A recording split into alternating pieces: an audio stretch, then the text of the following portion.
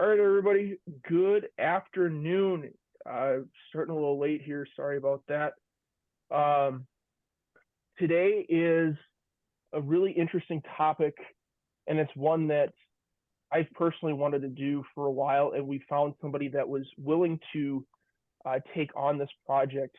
Um, we talked about it earlier this year with our mentorship discussion, but one thing that we're trying to do is we're trying to get more umpires to participate. If you go back to videos from last year and years before, you'll hear Connor and I say that these videos help us as umpires because it forces us to stay in the rule book, stay in the case books, and just keep our umpiring skills sharp.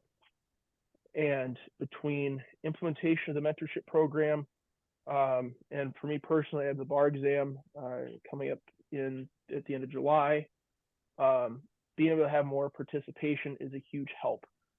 We help other umpires, they can learn specific topics and things like that. So what I challenge the college umpires that we have that are newer to college baseball is I wanted them to take 1 week and find a topic that they weren't, 100% confident on, or just wanted to get better at. And so if this is something that you're interested in, please reach out to either Connor or myself, and we'll work with you to get something scheduled.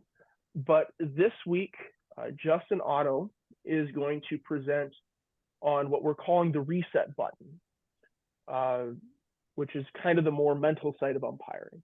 So, Justin, I'm going to let you take it from here. All right, thanks, Jake. Before we get started, I want to make sure that we all know this is not calling anybody out. Nobody's immune. It happens to everybody. And it's impossible to be perfect all the time. You see it on TV, even the pro guys, we miss calls every now and then. It just happens. So don't feel that anybody's being attacked. We're just discussing. And if you guys have something that you want to add, feel free. This is not me lecturing. This is a discussion on what works for me. You might have something different that works for you, and that's totally okay. So in my routine, I start the night before. I'm a prepper. I am super prepared. I'll check everything 5 times. So I start by checking the bag to make sure I have everything that I need and everything is in working condition. And as you get into the season, things will get dirty. Things might take a scratch, but make sure that things are in the best condition possible. The last thing you want to deal with is a chest protector that doesn't fit right, or a shin guard that's got something wrong with it, a bolt missing or something with a crack. That's the last thing you want because that's just going to throw you off the whole game. If you're working a long day, pack a cooler with snacks. You can't guarantee, and I know that most of us here have experienced it, that you will get something from the site. Especially in the springtime, a lot of places have concession stands closed. So you won't guarantee that you'll get food. And sometimes in South Dakota, you're working in the middle of nowhere. Um, so you don't have food available, water available. And the last point I have here, especially when you get to summertime, hydrate, push fluids. Even us young guys, I find out the wrong way. In the middle of a 4 game day when it's 95 degrees outside, I get a nasty hamstring cramp when I'm moving from the A to the B on a clean hit, and I go down and I look like a fool just because I thought, oh, I'm young, I don't need to hydrate. It's not that bad. You do. You need to take care of your body. And this starts even probably 48 hours before, especially if you know it's going to be hot. Take care of your body. We are not perfect people. Take care of yourselves. So, hey, Justin, And now, before you go to the next slide here, you want to back up for a sec here. A couple things on that I just thought of. Okay. Um, Everybody's body is different. Okay. But with snacks and whatnot, there are certainly things to stay away from as well as like hydration. Stay away from the caffeine. It's so tempting to pound a monster or something like that before you go out on the field. I'm certainly guilty of pounding energy drinks before I go on the field, especially on those long days. Um, and they can be more harmful than helpful. um, as far as snacks go, um, we've kind of discussed at various times doing something on nutrition. I'm trying to find somebody to come in and talk about that. I think I have somebody.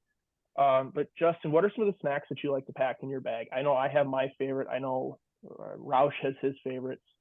Um, and everybody's got their own favorites. What are some that you like to throw in your bag?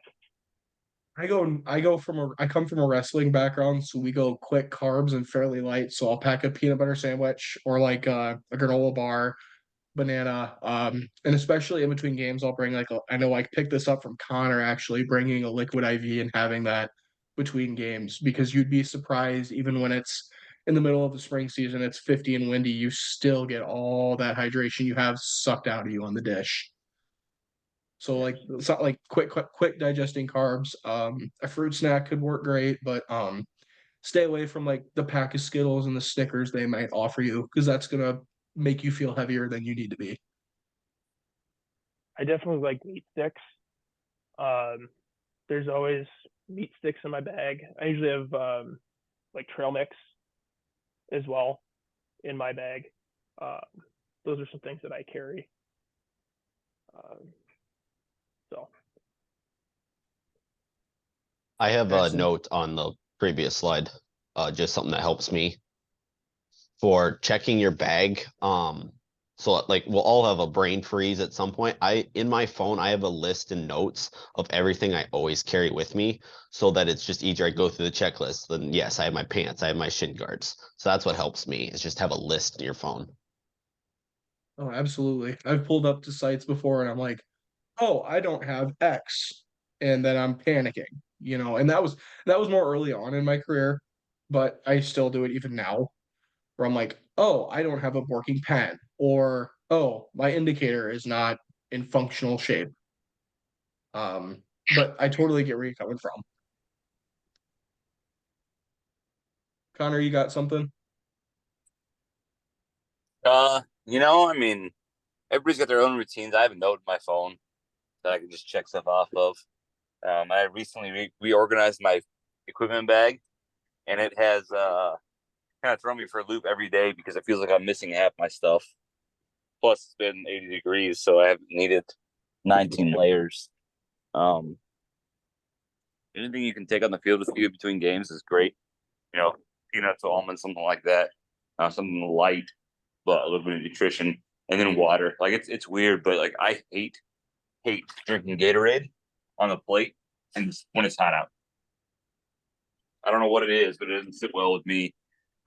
Makes my stomach kind of curdle. It seems like. But find out what works for you and stick with it. Absolutely. And I know that Jake has discussed this before, but in your pregame, if you have something, and you don't have to disclose it, if you're not comfortable, but with your partner in your pregame, if you have something that might tweak you, or like you have a condition or something that if it's hot out that might cause you to struggle, tell your partner so they know what to look for. The last thing that you want to have happen is you go down because of something and they don't know what's going on. Especially when you get to like high school ball where you're not sure if there's a trainer there. You could just be on your own, and it's not a good situation to have a medical emergency that nobody knows anything about. Justin, that's a great point that you make. Like one of the first mentors that I had when I was umpiring baseball, and I also ref hockey with him too, but he's a diabetic, and I I can honestly say I have lost count of how many hockey games and baseball games I've worked with this guy. Um, and before every day we go on the field, we still cover, hey, this is where my bag's at. You got to stab me. This is where you need to stab me at and whatnot with the emergency insulin and whatnot. And so having that conversation is so important. Absolutely. And I've even had it for those of you that know that I had a knee injury, and a few guys know, but it limited my mobility for a while. I'm back to where I need to be now, but they're all concerned about me. Are you okay? And, did you pull your hamstring or something? I'm like, no, it's just a temporary thing. I'm totally fine, but it's just something to keep your partners aware of. You're a third team out there. Why not act like a team? Um, so now we're today of. Um, for me, baseball is an escape from the stress of my day job. I Hey, work in hey, special Justin, education. Justin, one thing that I forgot to have you put on here. The night before, make sure you reach out and contact whoever you're working with, your partner. Make sure you reach out to the coaches on that site.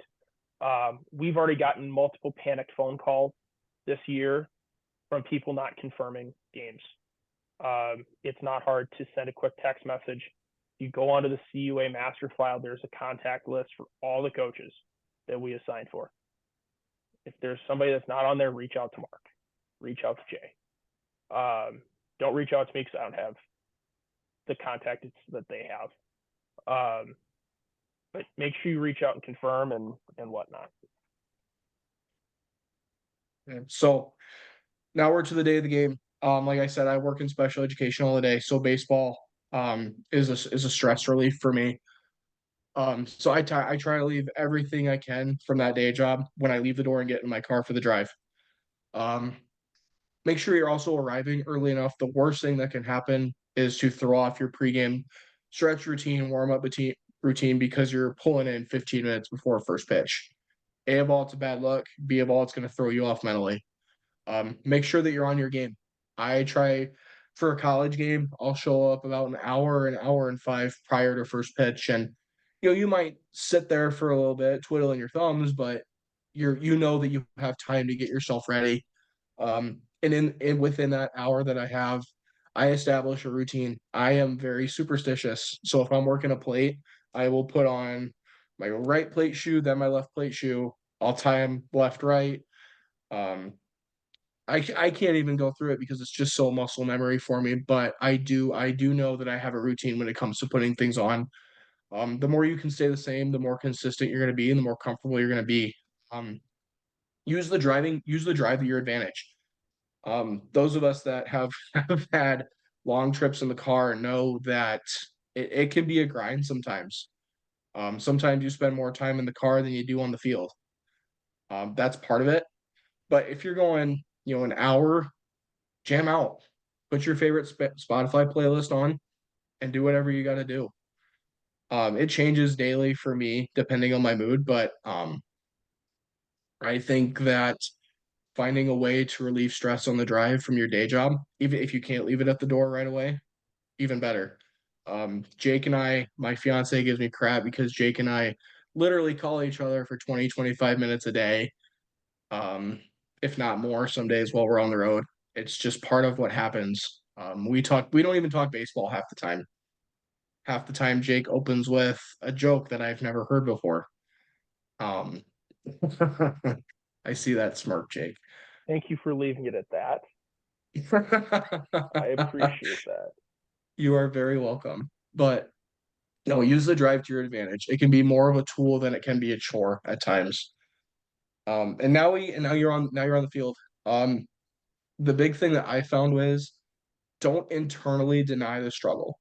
If you think that you are on point and you deny that you're having an off game, if you're having an off game, it's going to lead to issues because you're going to have this big ego.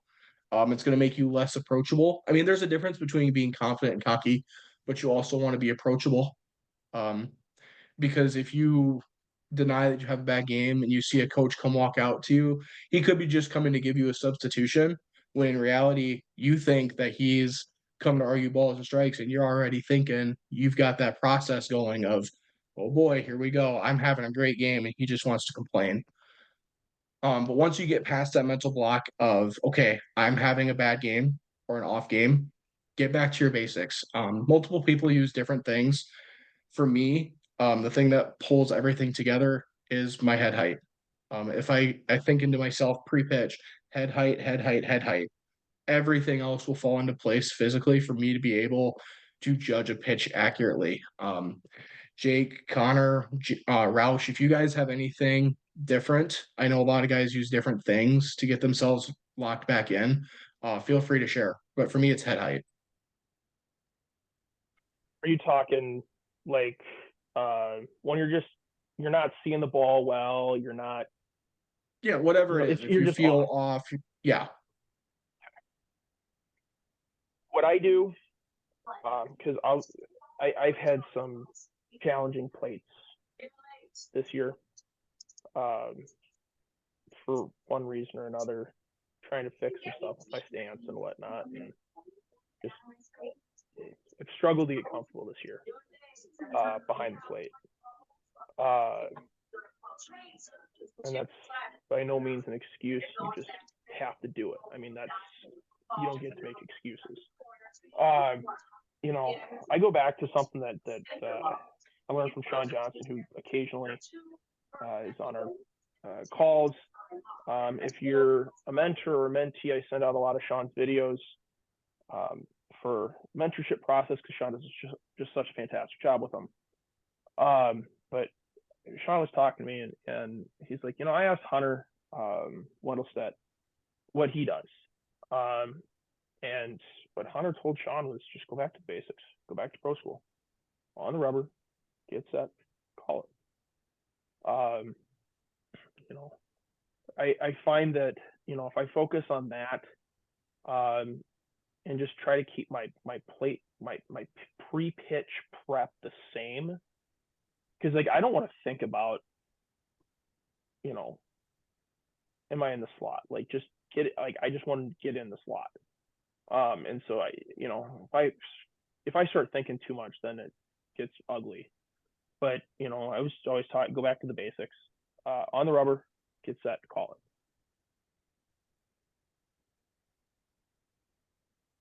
Well, Mr. Singheisen.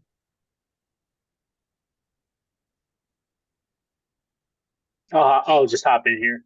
One thing that I've really noticed I catch myself doing is sometimes I let my head dip. So I'm like leaning angling my eyes down. And so one thing that I've just kind of learned to teach myself is think of like trying to balance a book on your head.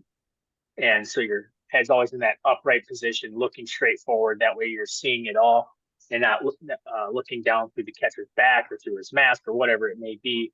And so like Jake said, you know, getting back to the basics of, you know, just checking off the things you can check off to make sure that you're putting yourself in the best position to succeed. Yeah. So I think the one thing that I've done and tried to do is I'm sitting here making dinner for tonight. The thing that I've learned is split the game up, especially if you're on the plate, split the game up into periods.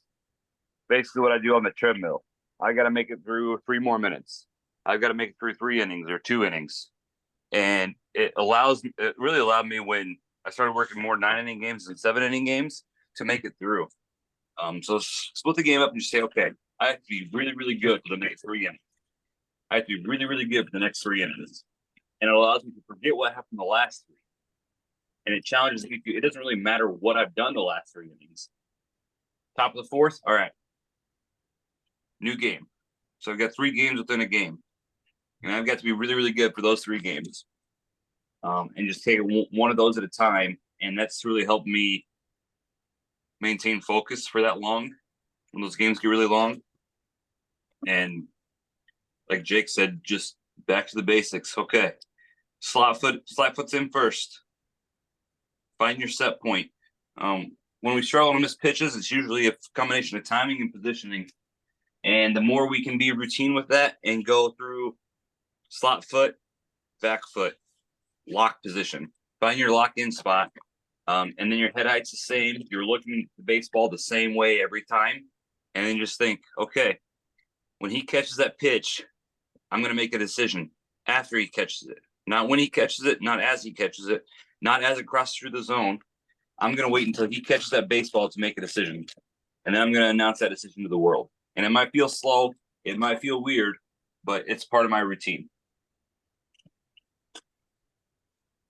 absolutely. I find myself judging a pitch sometimes when it gets to 50 feet instead of 60'6" or whatever it is.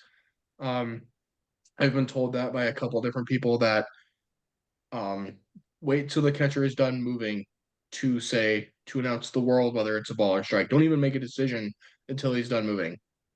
I'd rather be late on a ball strike than I'd be early, because you don't want to be calling a curveball that, you know, it might look great, but in reality it hits the dirt.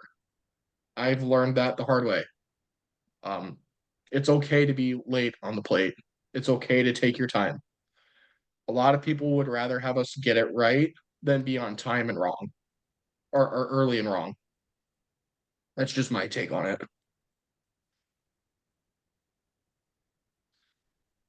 So partners, you may be able to help your partner, especially if you're really, really close with them. Know what your partner needs. Jake and I are close. Jake's gonna be my best man at my wedding. He knows when to come down and talk to me. And sometimes it's not even a talk. Sometimes it's just being present, knowing that you're okay. And partners, if you don't know your partner that well and you feel like, gosh, he's having a bad game, or he missed a strikeout 2 batters ago. I'm gonna punch this guy out at first base because they should have an extra out. Don't do that.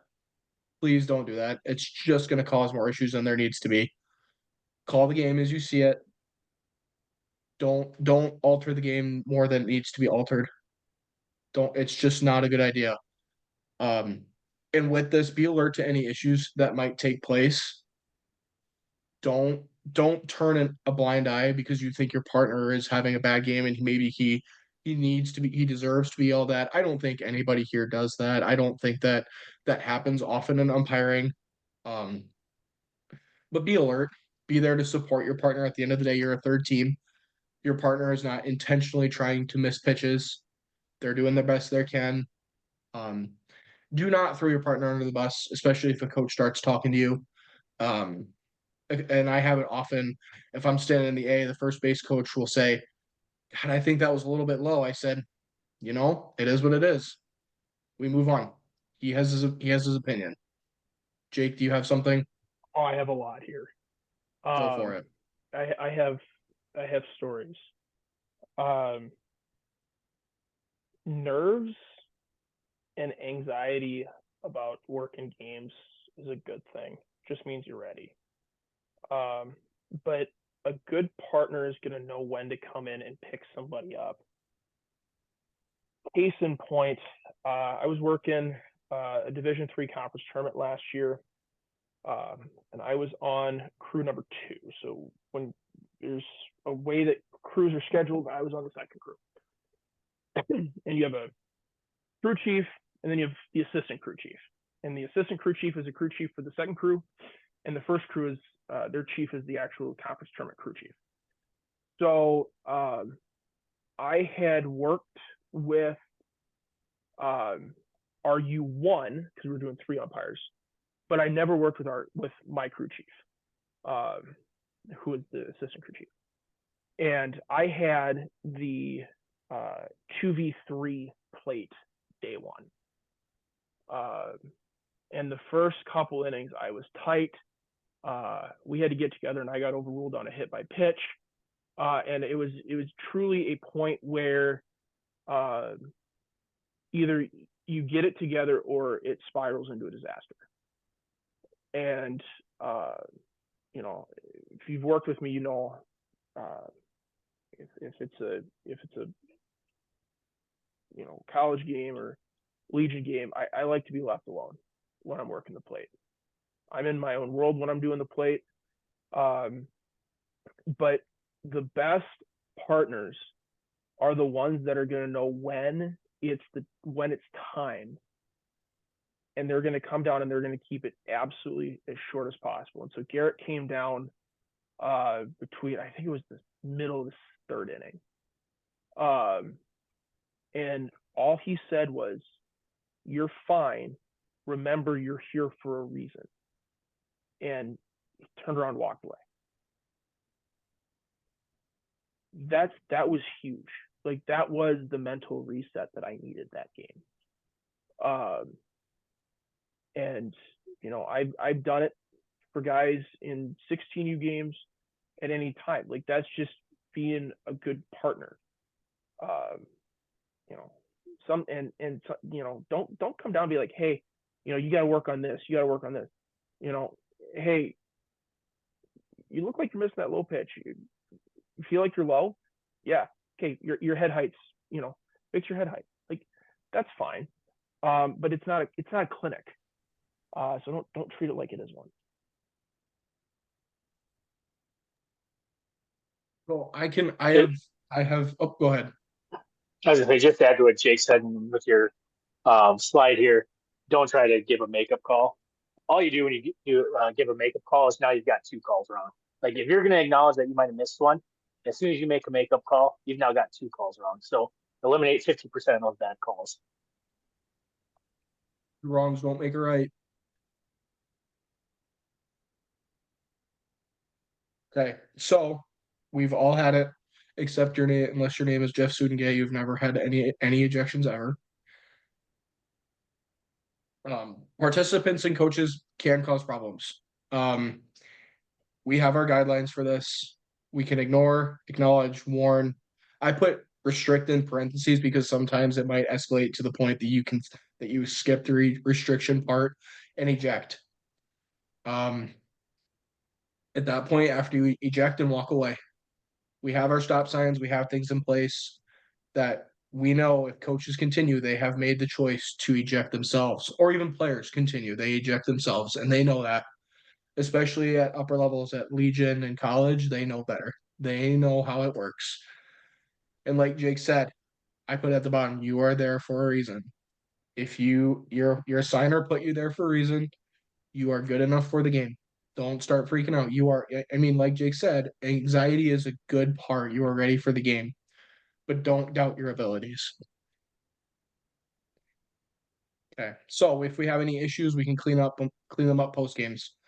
I know that in the GPAC this year, Sean Johnston has asked us to notify him of any warnings that may occur.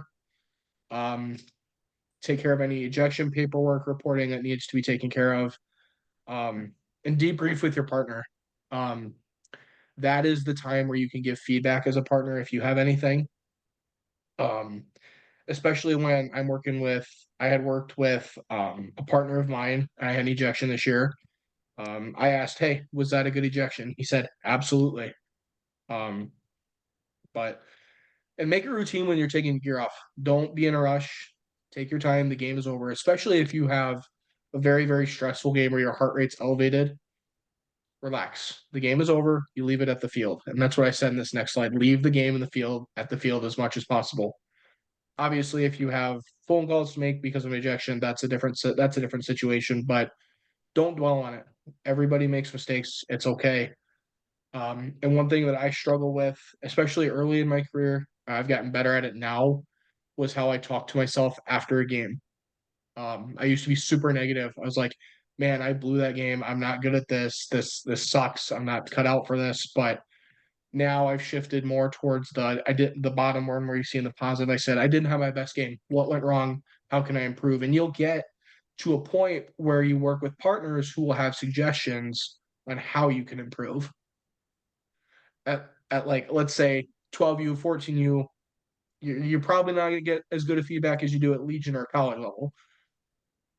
But there's always ways you can improve. And again, you're there for a reason. You've worked your way there. It's okay. I promise you it's not the end of the world. Does anybody else have anything to add? Going through the routine of a game, that's pretty much all I put down. Absolutely. So, can you back up one slide? Absolutely. Okay. So, go one more. Sorry. All right. So, when ugly things happen, they're going to. It's a given, right? You're going to have games where stuff goes sideways, and you're sitting there going, what in the heck happened? I don't know how to handle this. The biggest thing you can do is take notes. I write down notes in the field, on the bases, wherever I'm at, about situations that happen that have the potential to turn ugly, or plays that I want to remember and go back and look at. Or if I have an ejection, I am sitting there taking notes the entire time. And I use that for 2 reasons. Number one, it slows me down in those situations. It allows me to focus on something and bring myself back under emotional and bodily control, right? I'm like, okay, now I know. I'm breathing, I'm writing down. My handwriting's horrible, so it forces me to focus on that instead of focusing on what's going on around me. And it also means that when I have post-game stuff, I have points to talk about, or if I have an ejection, or if I have a warning, I know exactly what was said because I'm writing it down in the instance that it happened and not trying to remember it later, right? So use the back of the lineup card to your advantage. Take a notepad out if you're on the bases. You don't necessarily have to take a book out. Take a notepad, take something to write on or something to write with. Because the more plays you write down and you go back and you talk about or you look at, and the more detail you have, the better off you're going to be. And there are times where I write stuff down. I'm like, I don't know if I did this right. I don't know. I want to know what my partner's opinion was on a play, on a forced play at first, or a swipe tag, or something like that, where maybe they don't have information, but they know where I was standing. Or maybe it's a situation they had and I want to talk about it and I want to learn from them on something. But take that and write that down. It allows you to slow yourself down a lot, especially when you get into those tense situations where you have warnings and ejections, because you're going to remember more in the moment if you write it down and if you try to remember all of it post game. So that's all I got. Okay, I'm going to jump in here because, Justin, you and I have worked together, honestly, more in the last 2 weeks than I think we have in the last 2 years, which sucks, but it is what it is. The writing stuff down isn't always a bad thing, okay? If you were here last week, I think we covered it, but Justin and I had almost a complete train wreck a couple weeks ago in a college game on just a simple pop-up in the infield that just got goofy, or I should say had the potential to get incredibly goofy. And I absolutely wrote that one down. We had another one. If you watched, I don't think we watched that video last week, but if you watched Timeout with PSOA's training tape, last week's training tape, there was a lot of stuff. It was training tape number 6. There's a lot of stuff in there, and there's a couple videos of Justin and I working. We were on a field that had a really great camera setup, so we went and got a bunch of videos for Sean. But there was one where we had a line drive to the first baseman. I was on the ground, and he dove. First baseman dove into me, and I hammered it fair because it was in my coverage area. But then there was advanced stuff that we could talk about after that about, we call it chasing a ball.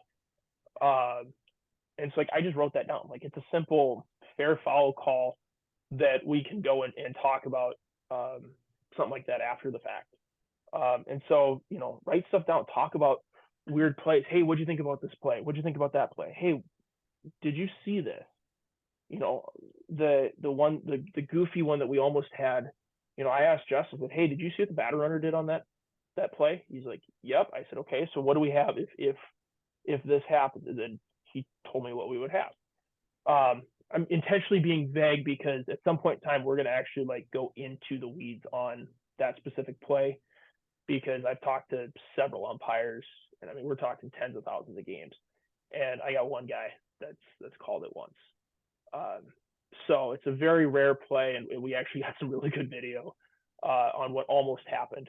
So being intentionally vague on that, but write stuff down, talk about it.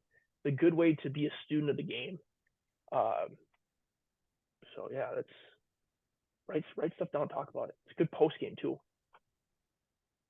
Just so I'm trying to say as vague as possible. Are we talking about Orange City or? No, we're Cesar? talking Dort. Okay. Oh yeah, you're right. Play it first. Yep. Gotcha. But and one thing to keep in mind, if you get a video, send it to your mentors, and don't take their feedback personally. They are there to help you. They're not trying to tear you down. If you get a guy and I love him to death, but you get a guy like Dan Adkins, try to cipher through the Dan Spirian as much as possible. But he can be very abrasive, but he wants you to get better, and he's not trying to tear you down. So any feedback you get, don't take it personally. It's not meant to be. It's meant to be constructive. So don't, like I said, we go back to that self-talk. Don't think, God, just because this guy has a lot of stuff, I really messed this up. No. At the end of the day, you probably got it right, but there's just better ways to do it. We can always get better. Absolutely. I mean, we can never stop getting better. But that's about all I've got, Jake. You didn't have another slide after this? I don't think so. Nada. Hey, you went 37 minutes. Good job. All right. Connor, do we have a topic for next weekend or next week? We're gonna go over some plays. Fantastic. I got some videos here too. Jake, you have me scheduled to go over fair play or fourth play slide rule. We move that back 1 week. I'm in office next week, so doing these in office and presenting is not going to work. So let me. Which is why we're moving. We're talking about plays next. Yep. Give me 1 second. Let's see. Yeah, but we got plays, so it doesn't matter. We got plays. All right, guys. Jake, I'm gonna shut the recording off here quick, and we'll get this video up on YouTube here as soon as possible. But stick around. We'll talk baseball for a little bit. Thanks, guys.